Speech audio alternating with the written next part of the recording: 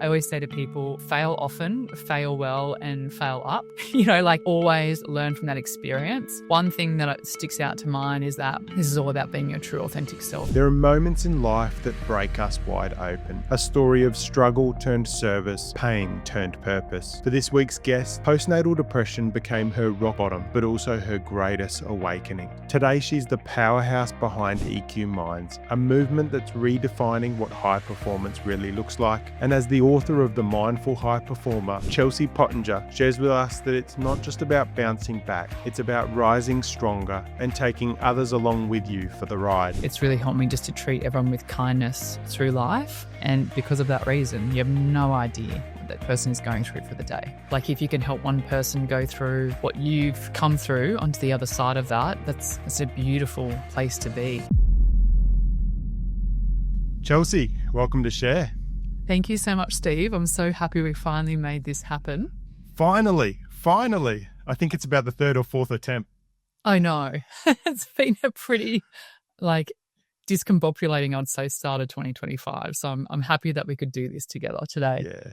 But looking into, obviously, your journey, the insights you share and the work that you deliver and the impact that you have, I know that it's definitely going to be worth the wait.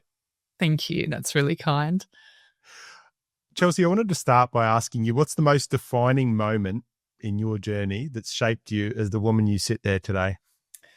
I think you probably know the answer to this, Steve, but I would say definitely for the audience that are listening, the most defining moment that has been the huge pivotal moment in my life was when I hit rock bottom after the birth of our daughter, Clara, and going from this very high-performing corporate career to being hospitalized into a psychiatric hospital after, Clara was only 9 weeks old and I had severe postnatal depression.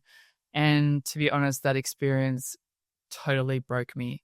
However, it cracked open up my heart in the best possible way, and it really forced me to slow down, reflect deeply, and eventually, rebuild this life aligned with my purpose and not as much pressure. That moment really changed everything for me and my family and my circle of friends and my career, to be honest, and my purpose for the rest of my life. Yeah. I want to dig into, what that experience was like for you. But firstly, I wanted to ask you, who was the Chelsea before that? Yeah. So the Chelsea before postnatal depression was so much fun. Chelsea today's so much fun. Chelsea today's still so much fun. But Chelsea back then was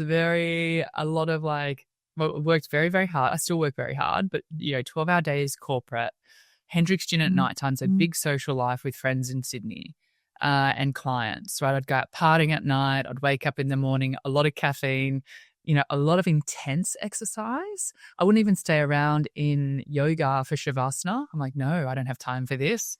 And I'd be out the door. And so this very, very fast pace, always a happy person. And that hasn't changed. I've got such a optimistic outlook thanks to my mother.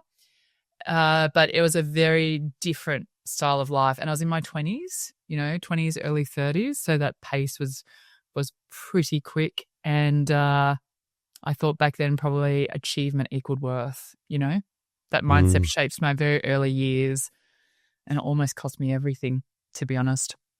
Yeah. And when you hit that rock bottom moment, obviously with postnatal depression, obviously there would have been a mix of emotions. I know for me, going through my mental health struggles, burnout, depression, anxiety, fatigue, very early on, for me, it was very much, there was a lot of guilt, a resentment in where I was at, where I'd found myself at, and that life had changed from what I thought my identity was, what my career was, what life looked like. And I remember sitting there, and then I obviously found gratitude, right? And I went, hang on, who gets the opportunity to spend more time with their teenage boys as they're growing up? And that changed it for me. Did you have that feeling of, I suppose, restlessness or that guilt or resentment when that kind of rock bottom moment happened? Oh, for sure. I think you end up in this psychiatric unit and you're thinking, why has this happened to me? Like, I'm a really nice person, right? And then you go through the 5 weeks journey of the hospital stay and you kind of feel a lot of shame and guilt of not getting it as a new parent and not being able to breastfeed. And so all these feelings were coming at me pretty strong. And then it was my amazing psychiatrist who's like, Chels, sometimes you have to go through what you went through, to get to the other side, right? Like kind of like the true calling for your life. And so that was a bit of a penny drop moment. And then she said, I think you'd be a really lovely therapist. Like, would you consider retraining corporate? And so I said to her, yes, I would. And so when I left that hospital, she actually prescribes me, what a legend of a human, 3 months at the Nantian temple, learning loving kindness, compassion, meditation with the Buddhist monks there. Wow. How cool, right? That's And awesome. so I had to do a lot of deep work, on that reflection, a lot of deep work around guilt and shame and like, how could I not get it as a mom, and coming from a very type A personality and definitely some perfectionism tendencies there, to having to learn to love myself again, and also then being okay with my story, that anxiety and depression don't own me, that I should be grateful for those kinds of states because, without anxiety, and this is a beautiful language shift from my psychiatrist that she said to me, Chels, without your anxiety, you wouldn't be as like this driven, up and at 'em, go get 'em kind of human. So she's like, I want you to be grateful for that. And she said, I also want you to be grateful for your depression that comes along with the anxiety if you don't look after your anxiety. And the reason why I say be grateful for that is because you get to experience all emotions of the full spectrum. So you feel the storms, but you also feel the ultimate sunshine. And I thought that was such a lovely way to reframe, rather than me being scared of having this like vulnerability to mental illness. I'm like, I can kind of wear this as a unique cape, and I'm not going to be feeling shame about this anymore, because if I can help someone not go through what I went through, that would be amazing. And the only way that I could try and be the new change in the world is by seeing it through the lens of a exceptionally unwell patient. So yeah, to answer your question, yes, I did feel lots of those strong data points of emotion of shame and guilt and sadness. But then on the other side of that, right, like that's where the light shone through, and that's kind of who makes me who I am today. So I'm very grateful, as weird as that sounds, Steve, very grateful for that experience. No, and I completely understand, because it raises the awareness not only of yourself, but then when you're in a room or you're in a setting with others, you can actually pick up on other people's pain, other people's stories, other people's journey so much easier. And then that gives you not just a deeper level understanding of yourself, but also a deeper level understanding of others out there. Even you go to the supermarket and someone bumps a trolley into you, right? And it's very easy pre-awareness to go, oh, watch where you're going, right? Yeah. Post-awareness, it's like, I wonder what's going on for that person. Yeah, for sure. You said that so much more nicely than what I would have said in my mind. But yes, 100%. You have a lot more compassion and a lot more empathy to the iceberg theory. We only see 10% of people walking around. We don't see the 90% of what lays beneath that complex individual. And so it's really helped me just to treat everyone with kindness through life. And because of that reason, you have no idea what that person is going through for the day. Yeah.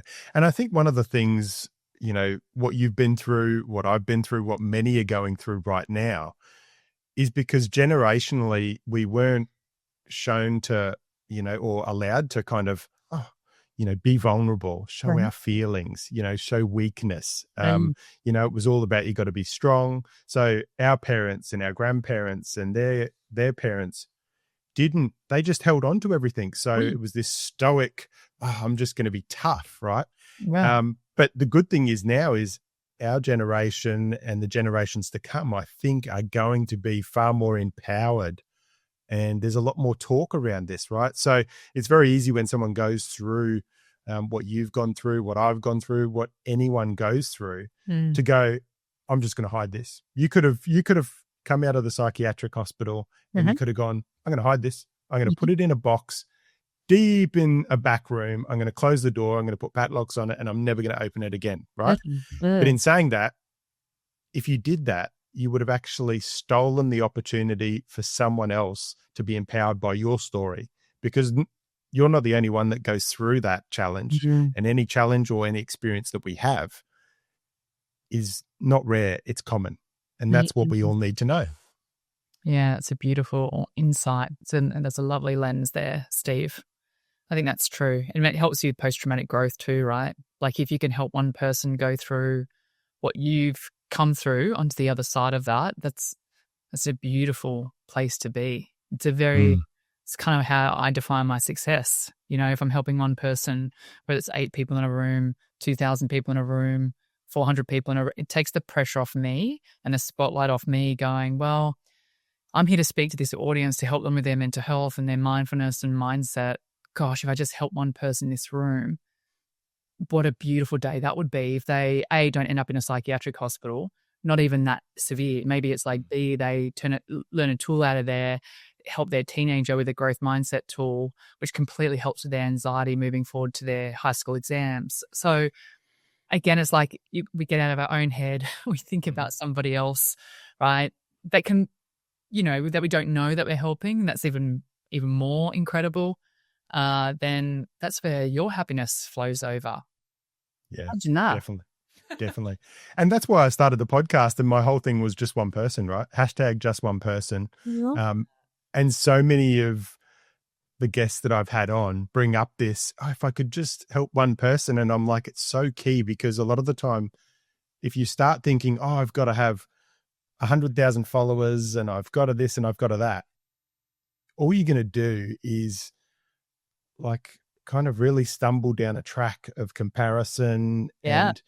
And it gets away from the actual purpose and the passion behind why you're doing what you're doing.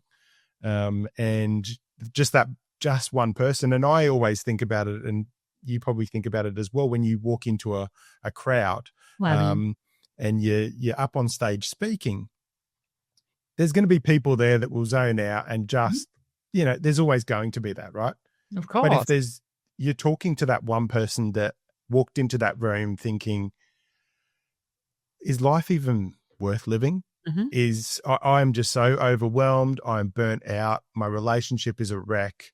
Yeah. My family doesn't like me. All these different things, right? That's that one person that you're trying to give space and time to, so that they can actually step out of their head and kind of seek a little bit more clarity in their life, so that then they can see things a little bit clearer. Yeah, absolutely. True. 100% true. Love it. So talk to me about EQ Minds. You, the managing director, you and Jay obviously do some great stuff around EQ Minds. Yeah. So talk to me about it, where it started, how it came about. Thank you. So once I got well from the hospital, I went back to study psychology at university, and we moved out of Sydney to a small country town. That was a beautiful move, actually. I'm a country kid by nature.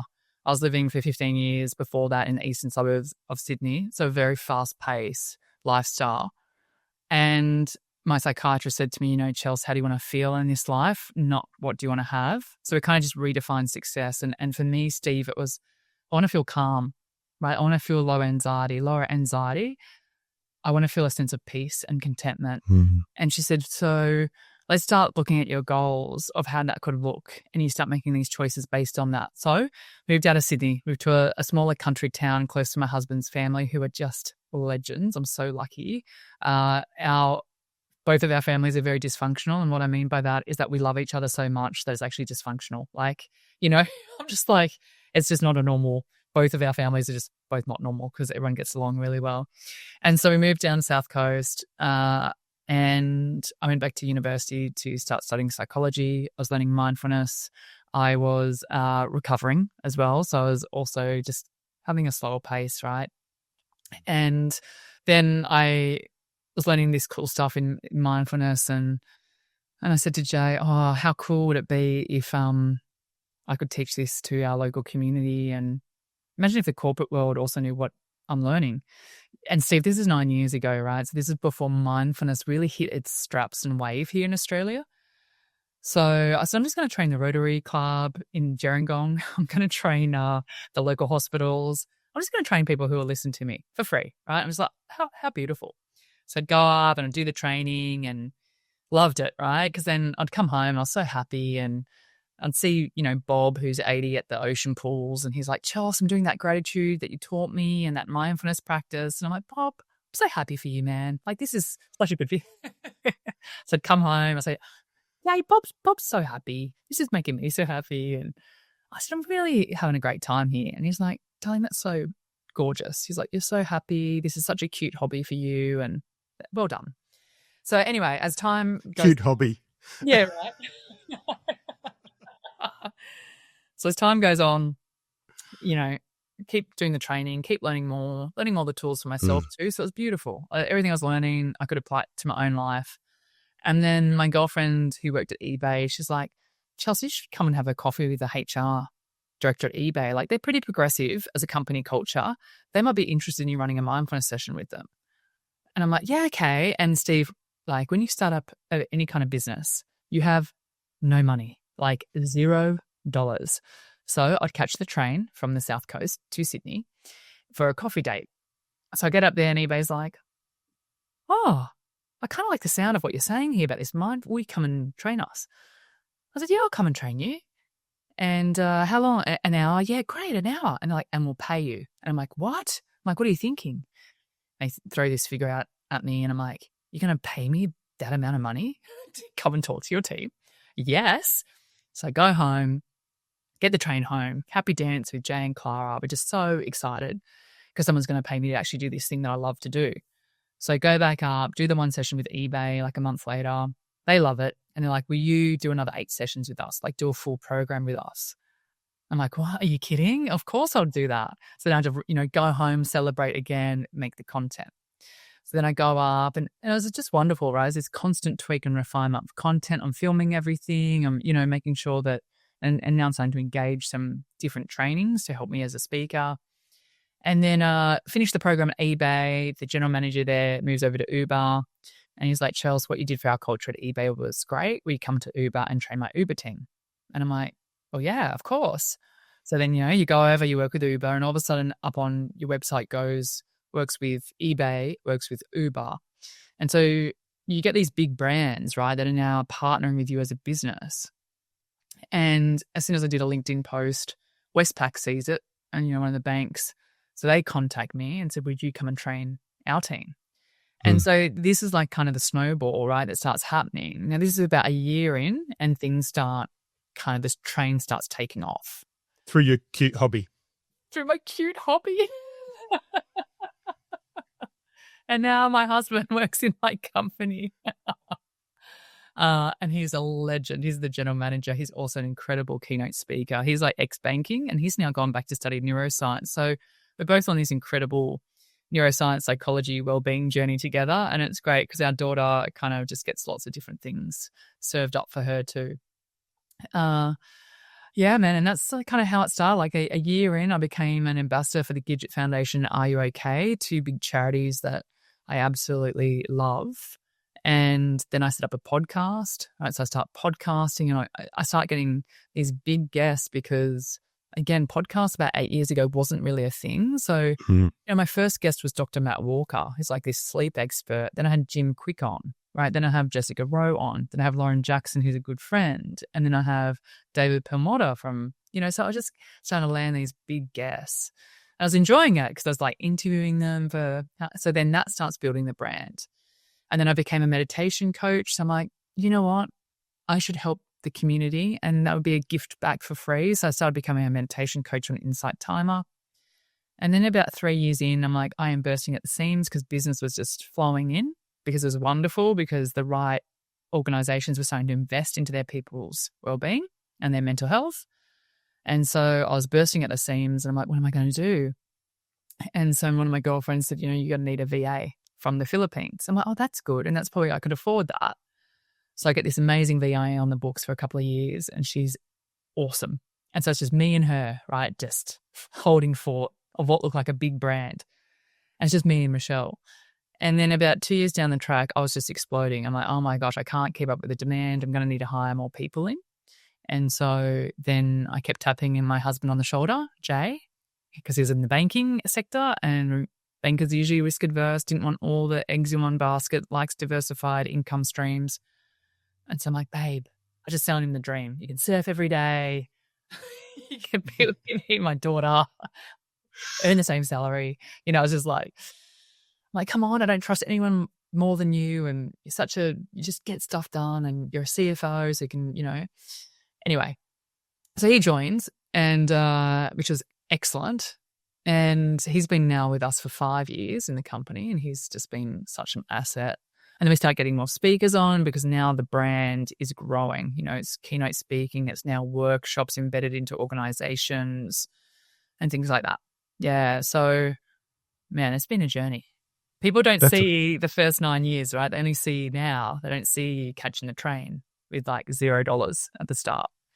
Yep, that's exactly right. And you've got to, you know, Stephen Bartlett, Diary of a CEO, did a LinkedIn post, I think September, October last year, saying, you know, it was, 7 years since he started on his journey. And he was like, the first few years, you're posting content out there, no one's responding, no one's listening. But he said you can't do things because you can't start things, and you can't do things because of the money, right? If you're focused on the money side of things, you've got to actually wake up and go, do you know what? I love doing this. And even if no one listens, if no one reacts, I'm still doing this because I'm drawn. It's a feeling inside me. It's a fire that's burning inside me that I know I need to do. Absolutely. That's what's going to get people through the tough days as well. Like, I love this so much. This does not feel like work for me. Like, that's why I've got to put in really clear boundaries, because I could work on this business 24/7. Like, that's how much I love it. But I need to put in the clear boundaries so I don't burn out. But that's Steve Bartlett's so true. I love his podcast as well, The Diary of a CEO. But again, you only see the $20 million contracts he gets now every year. You don't see what the hustle and where he started from on day one, and what he had to put on the line, and the sacrifices he would have made to get his podcast to where it is today. Yeah. So he did a post actually last year, middle of last year, I think. And it was like, I've just done like 13 podcast interviews in 7 days.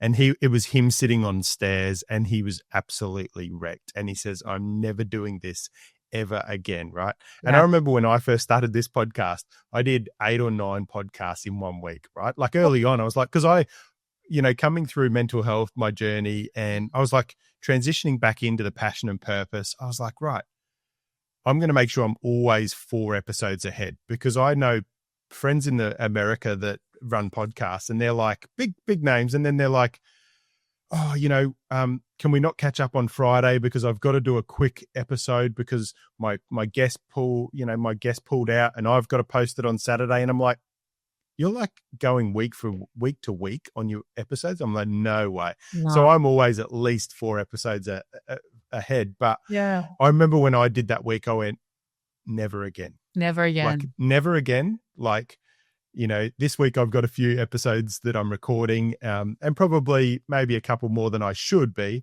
But I'm also know that I'm going to Europe in May. I also know that I've got certain things ahead that I'm like, cool, this is cool. And also as well, I'm in my happy place, right? I'm near the beach, in our beach house. And that's kind of what fills my cup.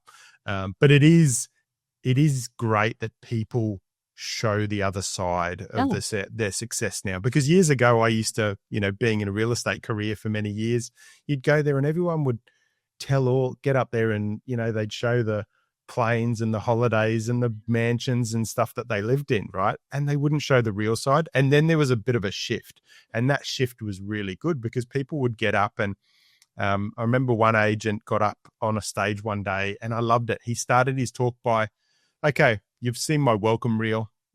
This has been great. But he says, I'm going to tell you what my last 48 hours has been like. And he went, bang, I've lost 3 contracts. I've been knocked back on 2 properties that I thought I was getting, which were going to be absolute epic properties. And he went through this dialogue of what the last 48 hours was. And I just think for the crowd, people were just like, oh, I can sympathize.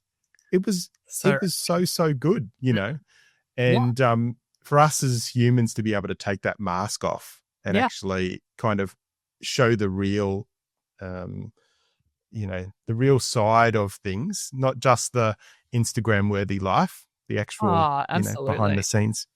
It's also like, if you don't share that, you just set every other human up for failure. I'm like, why would we do that to each other? Like, if you're rising, you're getting more successful, why not bring the collective along with you? I Yep. just feel like that's why I've been very honest with having a ghostwriter with, for my book, very honest Yep. about that. Like, I've shadowed her name everywhere because Yep. to be honest, my book would have been super shit without her, right? Because I'm not an Yep. expert writer. So we spent Yep. a year together. She got in my head. We did all heaps of different content for 2 hours every week. And the book is just 1,000 times better because of her. Things like I have a team of 12 that sit behind this brand now. Like, this is just not me at EQ Yep. Minds. You know what I mean? Like, this cannot happen without them. And it would not happen without them. So it's just been really on, like, even how I was saying, like, how I turned up today, right? Like, no makeup on in gym gear, because when I'm at home in Gerringong, like, I'm so polished on stage all the time. So I need to do exercise while I'm here. I need to get my life admin done. I do some podcast recordings today. People actually connect with the human who is more authentic and vulnerable than no one wants perfect friends. Like, they suck. Like, we don't want to be around those people, right? We want to be the people who are honest, Yep. and they're your tribe, right? So Yep. your vibe attracts your tribe. They're going to be the people in your community. It's so the way forward. I think it's wonderful that more people are being honest about this stuff. Yeah. We're talking about the other side of success. If I ask you about a day where things just didn't go right, have you got a story? Oh, so many. Like, so many. Things that haven't gone right. I mean, the amount of businesses I've launched behind the scenes here at EQ Minds and that have flopped or failed that that haven't even got to market yet has been a lot. Yep. So I think the thing with failure, though, is that I never fail any day. I always learn. So I always say to people, fail often, fail well, and fail up. Like, always learn from that experience. One thing that sticks out to mind is that this is all about being your true, authentic self right on stage. So one of my comedians tried to, because we get trained by comedians and magicians and speakers, and I mean, we invest a lot of money into our training so we can stand out right on stage. And it's hilarious because one of these comedians tried to get me to do this act out of a David Attenborough kind of voice on stage for the first part, right? About my postnatal depression story. Oh my God, Steve. It was like more American slapstick. I had to try and do a David Attenborough accent. I was so out of my person who I am, because I'm very dry, self-deprecating, sarcastic. That's my kind of sense of humor, and that's what I actually love delivering. So I'm doing this act out. The client was realestate.com.au actually. So I'm doing this act and I'm up on stage. I'm like, I'm having this moment in time going, what the fuck are you doing? And I'm looking at my audience. They're all just staring at me and I'm like, you are bombing so hard right now. And I'm like, stop, right? And I'm just like, so then I had to kind of quickly pivot, take a piss take out of my husband on stage, because that usually gets a laugh, and change. And I vowed to myself never, ever to do something that wasn't authentic to myself. And I was good friends with one of the GMs there. And we were having such a laugh about it at lunch. I'm like, he's like, what's that David Attenborough thing at the start? I'm like, I don't know. I said, I will never do that ever again. So it's just these reminders that, but it was a learning, right? And they're learning from that failure when I completely just absolutely murdered the, I'm just like, oh my God, this is so bad. But the learning from that was that be your authentic self, Chelsea. Your style of sense of humor is sarcastic. It is dry. It is self-deprecating. That is where you sit in your natural comfort. Do that, right? So don't try and be someone that you're not. So that was a good one that I learned.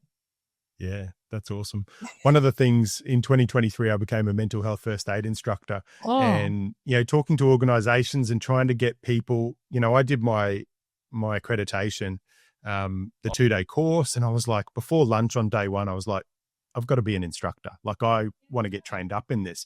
So I got that accreditation, and I was talking to organizations, and I'd love your thoughts on, obviously a lot of organizations are they see wellness and well-being and supporting mental health and, kind of getting a keynote speaker in or doing a mental health first aid course or a resilience course and getting someone in as this kind of, tick and flick, we've done that. That's awesome. Yeah. Talk to me about how you work with organizations to really filter that down into the trenches. Because obviously a lot of people think, and I have the comments like from a mental health first aid perspective, they say, it's just for leaders so that we can help our teams. I'm like, well, do you think if someone in your team is showing signs and kind of symptoms of depression or substance abuse or anything like that, do you think that they're going to, be seen as a leader? I said, leaders are walking down corridors, they're in offices. It's the people in the trenches that will support each other and pick up on these signs and symptoms because they see, they converse, they talk to each other each and every day. Yeah, for sure.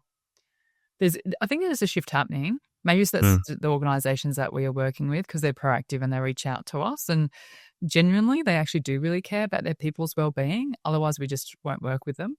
If there's a dissonance there and they're like, yeah, we really care about them, but we're not coming to any of the sessions and, but we've got to send them emails at 2 a.m. I'm like, no way. Like that is absolutely not okay because what you're saying is that we care about you and we're investing in you, but what we're showing you in terms of our action is actually the opposite to that. And so until your board or your executive team are on board with this stuff, we're not doing it. Like we're here to make a change, like true behavioral change. And so there's definitely more openness and more vulnerability from leaders. As we know, it does actually start from the top. Culturally, the leaders need to be invested into this kind of work. Mental health first aid training, well done, mate. That is absolutely exceptional. I think from a personal point of view, there should be as many mental health first aid people trained in organizations as what there are as first aiders. Psychological, psychosocial hazards. They're definitely, there's a higher rise in numbers now of people with those injuries than what there are physical hazards. And if we're not taking care of our people in organizations, right, if people are just thinking from a bottom line point of view, yes, productivity will suffer. Also, now you're going to be legally at risk, right, because of psychosocial hazards and legislation changes in Australia, in our country. But from actually just an ethical, being a good human, take care of your team because they will stay loyal to you. They're going to turn up happier to work. You're going to feel more connected. You're going to be more engaged. The one and done kind of things, ticking the box, unfortunately, they don't work. If you have a big kickoff keynote to inspire people, great, but make sure there's some kind of follow-up plan for the year, like strategic plan. Doesn't need to be with EQ Minds with our company, but just make sure that there's things happening like monthly, from a well-being workplace perspective. And listen to your organization. Don't go, I think we all need more sleep. Do they? I don't know. Maybe ask them, right? Like, what do you need more training on? And let us deliver that to you because now we are listening to what you are saying to us. And then I think... And I love that point, Chelsea, around, what leaders and organizations think their team wants or needs. Actually flip it around. What do they need? Ask them. What do they need? What are their challenges? What would they like help on? Rather than, slamming more sales and strategy, seminars and systems down there, what do they actually need that's going to actually help them become more productive, be happier, healthier, not just in the workplace, but at home? Because if they've got a healthier and happier home, guess what? They're a better team member when they walk in that door. Spot on. Same brain at home as what you have at work. And then all of a sudden you're learning these tools at work, you take them into your home life, and now your children, your niece and nephew are getting these tools, your partner. And how cool is that? Again, it's like the collective is rising. It's like the tools are getting rippled out there on a wider scale. And that is exceptional to me. And so this whole thing like burnout needs to be cancelled, right? This whole thing around well-being is no longer a perk. It's actually a performance strategy. We want people to stay focused, stay human, but also stay well, like for the longevity, for the long haul. It's a pretty short ride, this life. We only get one precious life, right? We're a speck in history. Yeah. It's just it's funny. People just like push off death like they're immune to their own mortality. And I'm like, we will all die. Life expectancy for women, 85. For men, 81 in this country. And that is if you are lucky enough to live to that age. And so think about that for a moment. Think about how many days. I've actually got, the days that I've lived more days than what I have left now at the age of 44 this year. So what that means to me is that, am I happy with the current state of play or where my life is at? Because if I'm not, today's the day I change that. So this isn't some rehearsal. This is our one life we get to live. So book the trip to Italy, Steve. I love that for you. Yep. That's epic. Yeah. Before we get back into the episode, from time to time you might have a burning question, a guest recommendation, a comment or some feedback, which I always appreciate. If so, I'd love to continue the conversation after this episode, so let's connect. I'm easy to find, but the best place to engage and connect is on Instagram, @TheSteveHodgson. But that's enough from me. Let's get back into the episode. Yeah, I've got 2 trips this year to Europe, which is awesome. And my mum calls them LFTs, right? Look forward tos. You've got to have those because it gives you purpose in what you're doing day in, day out. That is so true. And there's some nice research behind your LFTs as well. I like that. It's beautiful. Shout out to your mum. There's a nice anticipatory joy that will happen 2 weeks before your break. And so you get a natural serotonin release, and which is amazing. And you speak to anyone going on a holiday, right? And they sound uplifted. They sound chipper. And you're just like, they sound great. Like, look how happy they are because they've got a holiday booked in. So we take short, sharp break. We take every 6 weeks, we take a break. I've got like a physical calendar in my bedroom and in my office, and I can see it. And I'm like, what a fun year this looks like. Every 6 weeks, we're taking a break, and it keeps us longevity. It keeps us happy. Right. It's just all these things around. I mean, it's a simple thing. Take a holiday. Like, how good to allow yourself to do that. Yeah. And I think it's interesting when you look at organizations and the corporate area is that, and this is how I look at it.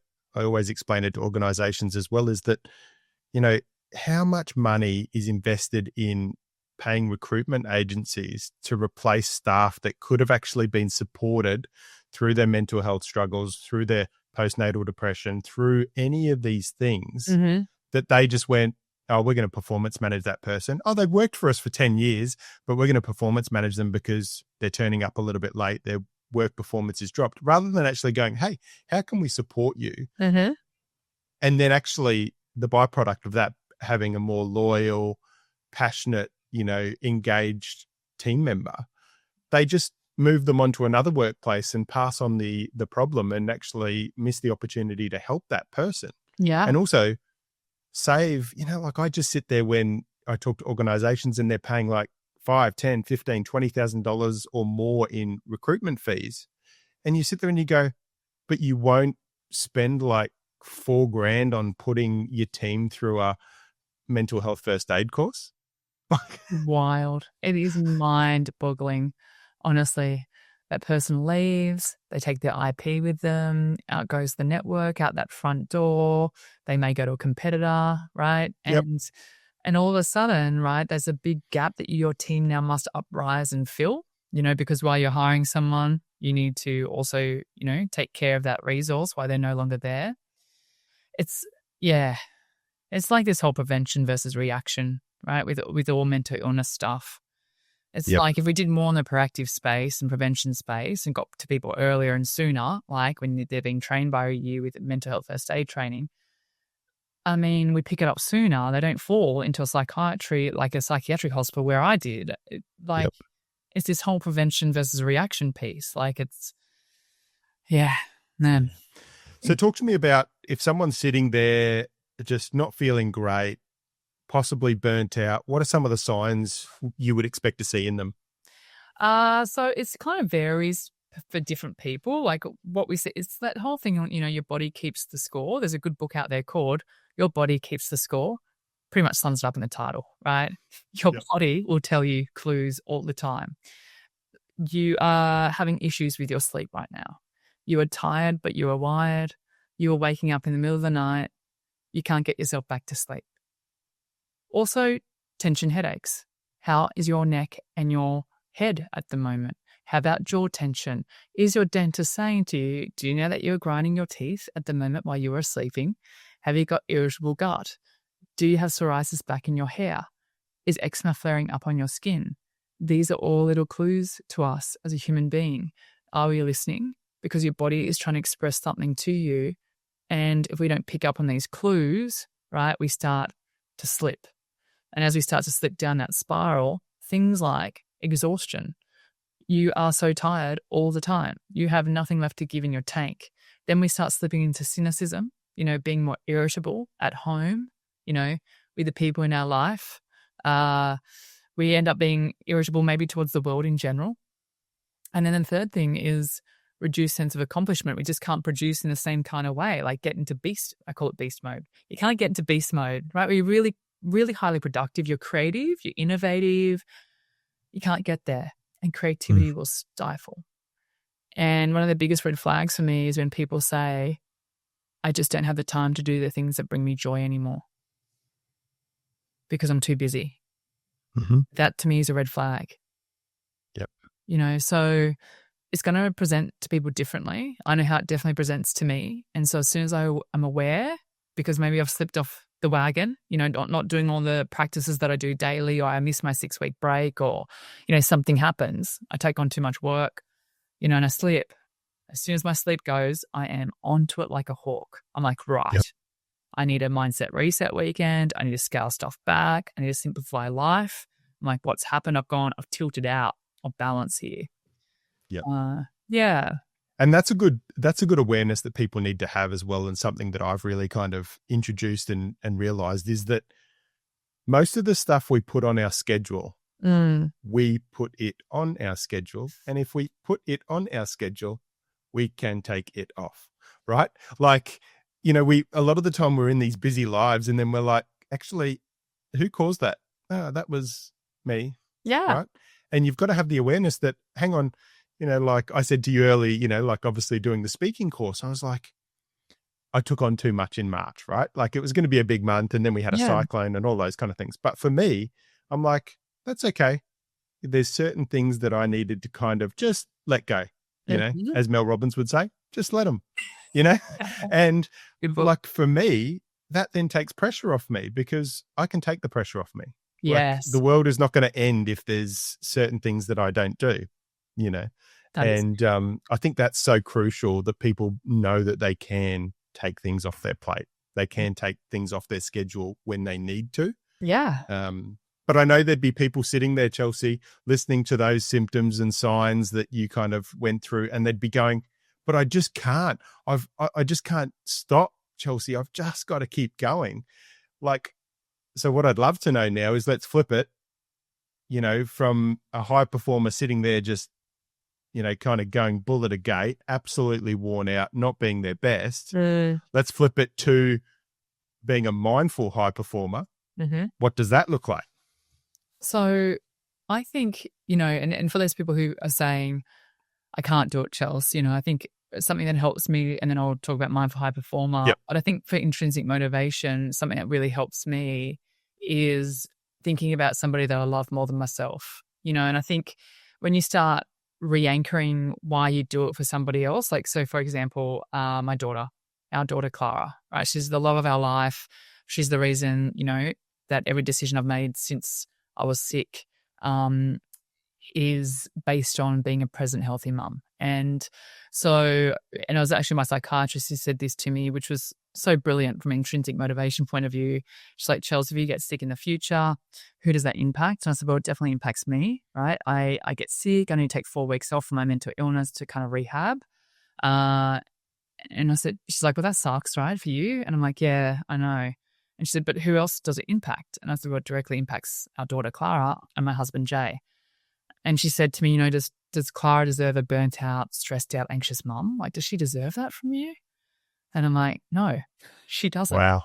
And so she's like, so every day you do it for her. And so I think about that all the time. Even when sometimes I'm having massages, I'm like, Clara, this is for you, sweetheart. This is what I'm doing self-care. But let's go back to the mindful high performer now. So I think that's a really beautiful way to help people. It was helpful for me anyway. Steve and my psychiatrist said that to me. So mindful high performance, let's talk about that. Bit of a juxtaposition, isn't it? The book, The Mindful High Performer, because people feel like you can't be mindful, have a mindfulness practice and sustain this very fast pace. Yet the opposite is true.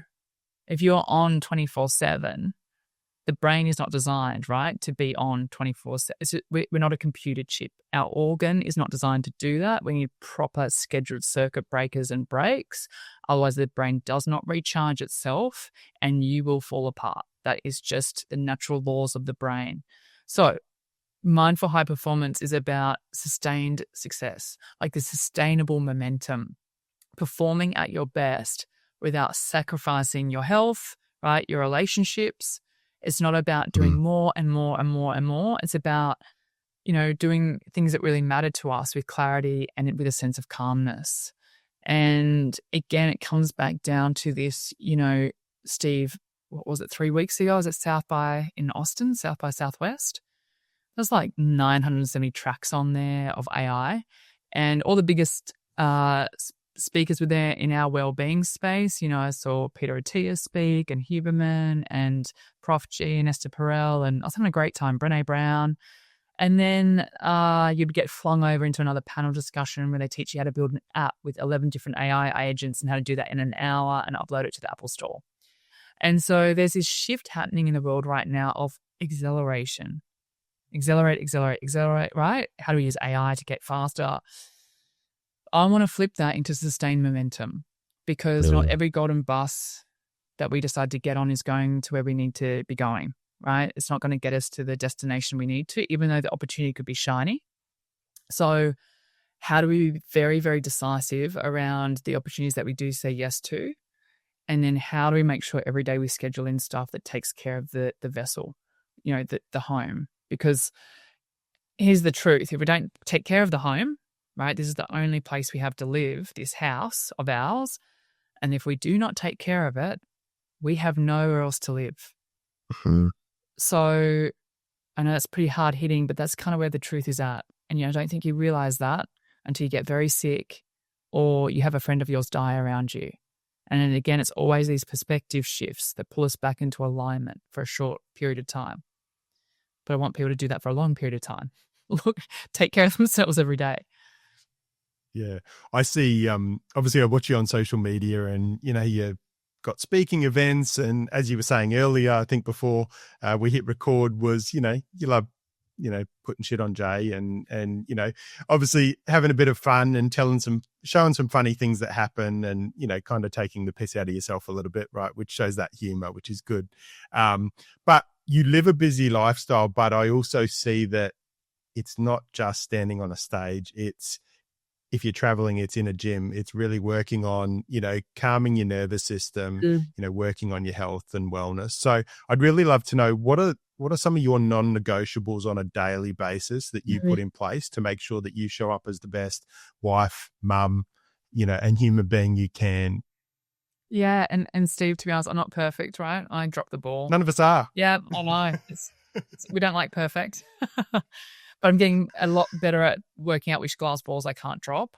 And so a few things that really help me keep up right. So first of all is my sleep. I am fastidious about my sleep. So when I'm on the road, I always take an eye mask. I take a magnesium supplement. I take my pajamas. I make that space feel as homely as I possibly can. The eye mask is to block out all light. So even if you've got a street light coming through, I do a half an hour unwinding period where I don't check tech. I will usually start it off with a gratitude journal. Usually I'll start off with some hygiene, hot shower, brush teeth, those kinds of nice things before I go to bed. Then gratitude journal for a while, 5 minutes. I think about things that happened that day. Then I read a book for about 10 minutes, or 10 pages or 15 until I start feeling tired. And then I listen to a sleep guided meditation, usually Headspace, Andy. Love his voice. Dreamy. It's usually me and Andy every night in my bed. And and Jay sometimes. Jay's never in my bedroom. No, we sleep in separate rooms. Again, for my sleep. I love Jay. Girls are like, You sleep in a separate room from that guy? I'm like, I know he's hot, but I've seen him for 25 years. I've been married to him for 18. I'm okay. Not sleeping in the same room as this guy. My sleep's too important. So sleep, number one. Number two, when I wake up, my morning routine's pretty dialed in these days. A big part of that is that I will take medication every single morning. My medication keeps me alive. So I take they're called serotonin reuptake inhibitors. And so I take that every single day without fail. That's a non-negotiable. I will then go and exercise for half an hour every morning, without a doubt. Half an hour exercise every single morning. I make sure I hit that. So even if I'm at home at the moment, which I am, I'll take my daughter, right? We'll do a half an hour bike ride. We might go for a walk. We use our garage gym. When I'm on the road, it's a lot easier because she's not there. So I've got the schedule back into how I will set it. So I'll always hit the gym. Then I will have a really healthy brekkie. I will sometimes do warm shower followed by cold water therapy. And then I will kind of sit down and kind of reassess my day from the night before. I will always meditate somewhere in that day. So 10 minutes of meditation, non-negotiable for my life, because I have a predisposition and a vulnerability to anxiety. And mindfulness and meditation clinically is outstanding for people who are vulnerable to anxiety. For depression, it's more exercise. But for anxiety, it's more of a mindfulness to calm down the nervous system. And so that is a non-negotiable in my life too. And so I love that. Things. I love that reflection there and that sharing of, you're predisposed to like anxiety, right? Because I would look and say, and many would say that you're probably one of the leading experts that stand on a stage in Australia at the moment on wellness and wellbeing, right? But being a speaker comes with it anxiety. Absolutely. And it's part of my DNA, right? So that's, and I guess that's the mission of why I do what I do, right? In the wellbeing space is to help people with invitations, I call them, these tools that are scientifically immersed, that are practical and delivered in a really fun way. And again, I want to be honest with people where I'm at in terms of what lurks behind my cloak to again, be very honest with people that anxiety, depression doesn't look a particular way. It can impact any one of us. It could impact a CEO. It could impact a celebrity. It could impact that homeless man over there in the bus shelter. It does not discriminate like cancer. And so it's really important that we normalize and destigmatize the conversation. So when people are not feeling themselves, they know that they're not alone. And when I was delivering this event last week to these family offices, I think the net wealth in this room was like 40 billion or something. And I was sharing my story, and one of the beautiful fathers came over to me, and because his daughter went through it, and he said, I've never, ever heard anyone speak openly about postnatal depression. And we had a cry and we had a hug, and I sent his daughter my book. And he was just so flabbergasted that people were talking about this openly and how helpful it was. And that kind of blew me away, Steve, because I just kind of thought everyone talks about it these days. But maybe it's just because me and you talk about it all the time. Yeah, that's exactly right. Because you put yourself in environments where you talk about it, you just think that's what happens, and then when you're in an environment that you don't, you share it and people go, I've never heard it say, like I share one of the key things as a mental health first aid instructor. I take them through the content, but I share a lot of my journey. And that's a lot of the feedback I get, and I get people that go, I've had depression for like 10 or 12 years. And I've never heard anyone talk about their experience like that or share those tools or share those strategies. And they're like, and I just sit there and I go, my job's done. That's success, right? Like that is success. That is success, mate. That is success, because so often people feel alone, and if they don't know where to go, and then in comes the helplessness, and we know where that goes from there. So that's not an okay outcome. And so I agree, that is success right there, mate. And so funny. I say to Joe, I think everyone's got anxiety and depression. It's like, no, it's because you work in that space. That's so funny. That's so funny. Classic. Chelsea, can I ask, obviously you've gone through a lot of growth and I know you're still growing, but what's one thing that you struggle with? Still boundaries for me. So I re-engaged with a psychologist started this year. So I'm 4th session in. She's a weapon. She's purely for type A, high functioning women that push themselves. So it's this constant, I don't know, it's like this weird thing I've got going on in my genetic makeup. Can't help myself, right? There's so much to do, right? And then I'm like, then my boundaries, then I burn out. So I called my psychiatrist in December last year because I was doing 10 events on the road every week, Monday to Friday. So that's 2 keynotes a day. That's a lot. Plus the travel and commute around that, like flying interstate, different hotels every night. I was back at uni doing a subject in psychology. Mum had open heart surgery. I manage a team. We have 12 in our team. Still small, but enough to, have to keep on top of them and check in with them regularly. I'm a mum. So everyone's got their own bag of busy. And so, man, my life was, I missed my 6-week break. And so December comes around and I'm like, I look at Jay and I'm like, I think I need to up my dose of Zoloft. And he's like, you know how you have a psychiatrist and a whole team? I think you call her. I said, oh yeah, that's probably a more sensible idea. So, booking in my psychiatrist, love her. I still see her once a year for check-ins. And anyway, so we're meant to have telehealth. Can't do it because I've got to drive to an event in Wollongong to train the police force. So instead I call her on my phone driving, right? Hands-free. Call her. And she's like, are you having your meeting with me hands-free in the car? And I said, yes, I am. And she's like, what's going on? And she's like, I think I need to up my dose of Zoloft. And she started laughing and she's like, you know how I'm your psychiatrist? How about you talk to me for half an hour and then I'll let you know whether you need to get your dose. So I'm like, oh yeah, that's a heaps better idea. So anyway, we talk like this, we have a laugh and she's so funny. And end of the chat, I was sort of telling her what's been on my schedule and she's like, you need a holiday. So I was going away for 5 weeks. I take off over December, Jan, off the grid. I go away for 5 weeks. It's glorious. And she said, you missed your 6 weeks. You started having some alcohol midweek. Like I'd go out for client dinners and then I just have one wine, right? But with that one wine, then you wake up the next day and you're not as cardiovascular fit. And so I usually don't drink Monday to Friday. I'm very strict about that. But things started to creep in, right? Because my schedule started getting too crazy. And she said, you're going back to your boundaries and you're not, she said, what you're going to do is on your holiday, if you still find yourself in the lion's den while you're away, 100% when you get back, I'll up your dose. However, I'm assuming you're going to be totally fine. So let's just check in when you get back from your holiday. Instead, I'm going to prescribe you 6 sessions with your therapist, with your psychologist around boundaries. And I'm like, oh, that sounds great. Get back, feel amazing. I have 5 weeks off work. I'm skiing, I'm hiking. I'm just in my family, just loving it. Get back, feel great. And she's like, great, you sound amazing. You look fresh. And she said, okay, you're going to start your first few sessions. I'm like, fantastic. So I go and I forgot, Steve, because I haven't had therapy for 2 years now. And I forgot how excellent cognitive behavior therapy is. And so she combined hypnotherapy and cognitive behavior therapy for me over these sessions to help me, and we call it, right, letting things go down the river. So because so many opportunities now gratefully come my way and I get very excitable and I'm like, oh, that sounds great. Let's do that.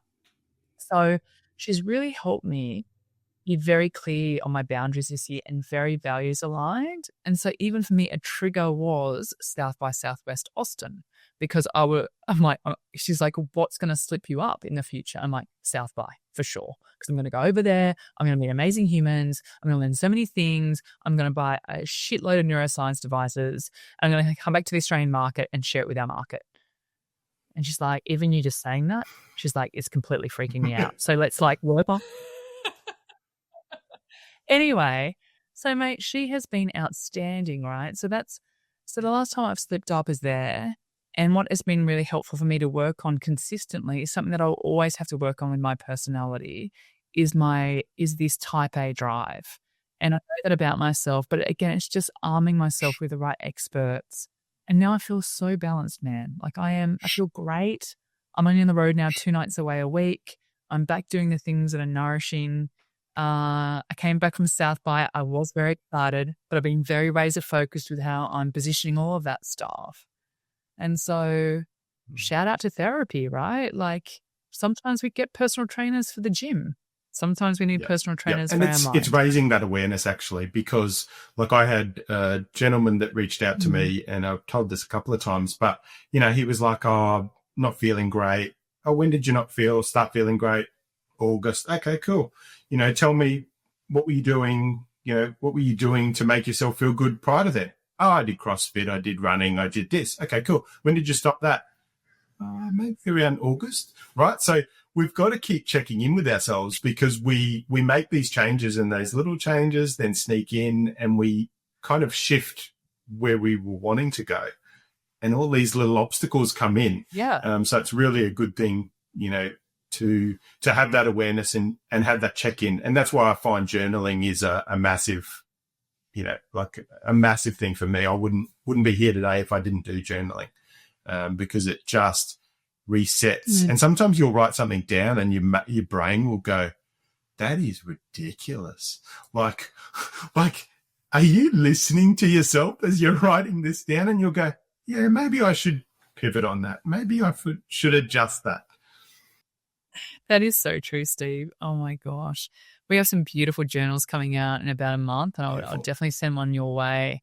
Journaling's just like cathartic, right, for the brain, and something that I get our daughter to do with me at nighttime as well, because your mind is just so tricky and can tell you some very untrue stories that you'd never say to a good friend. So it's good to pull yourself back in, just going, what are you talking about? Yeah, good. Yeah, that's right. Chelsea, I've really appreciated your time today. I want to ask you one last question. If you could put a message on every office wall in Australia, what would it say? Or something that's probably on my website, which is self-care isn't selfish, it's self-preservation. Yeah. It's like a rebrand, right, of self-care. So I'd put that on everyone's offices. Yeah, that'll be a good one. Yeah, awesome. And for those that want to reach out, kind of connect with you more, connect with EQ Minds, what's the best way to connect? Thank you, Steve. So the best ways to connect with EQ Minds or with myself, Chelsea Pottenger, is on Instagram, LinkedIn, or at eqminds.com. We've got tons of free resources and courses to help people on this journey, right, to empower them to take care of their mental health, their well-being every day. Yeah, and I can definitely preach that, you'll find your stories and your content enjoyable to watch, because I know I get a lot of enjoyment out of them. It's not just the serious side. It's fun on the road with Chelsea. Thanks, Steve. I'm appreciating you commenting on my stuff too. It's always lovely to know that I'm not alone out there. Yeah, no, I know it's hard. It's hard to get people to comment in some cases. Like you'll do a post and you'll go, oh, I'm looking to get good interaction with this. And you're just like crickets, right? But in saying that, someone has read it. Many people have read it and it has made an impact. But as has your conversation and you being a guest on this podcast today, Chelsea. So I really appreciate your time. I love what you're doing. And I look forward to catching up in person one day. Likewise. Thanks so much, Steve. All right. Thanks, Chelsea.